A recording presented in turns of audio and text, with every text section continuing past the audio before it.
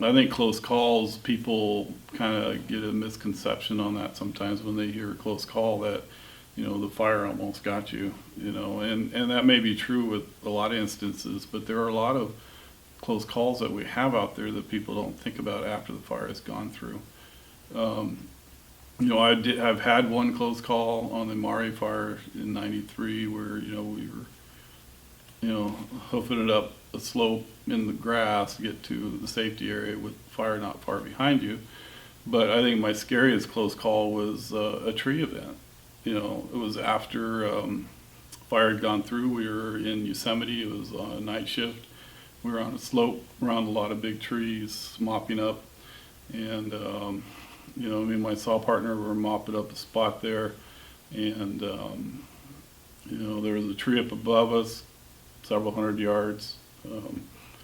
And there were probably was closer than that, burning at the base. The squad leader had actually gone over there prior to it falling, kind of looked at it, thought it was okay, Then we start hearing this crashing, and it's dark, and it sounded like just a big rock rolling down the hill.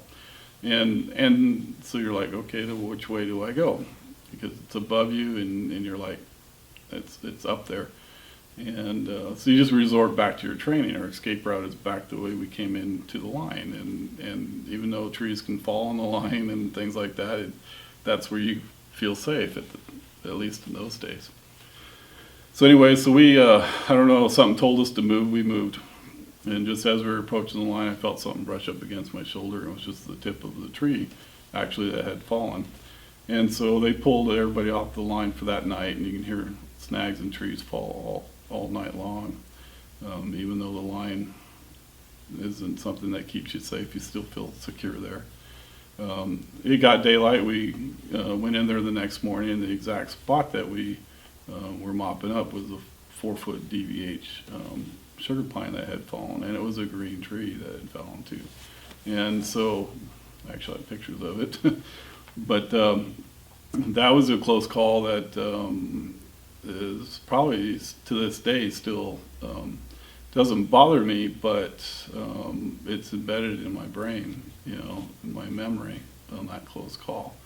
It wasn't a fire flame situation, but it was still a fire situation. And in today's world, I think we see that more and more often with trees and snags, especially with a lot more green trees that are stressed, a lot more snags out there. Especially when you get a fire in an area that was a big burn 20 years ago, and then you got another fire in there. You've got a lot of underbrush with snags, and now you've got a huge hazard in there. And so those are the close calls that I look at more so than, fire you can hopefully get out of the way. Trees don't give you a warning.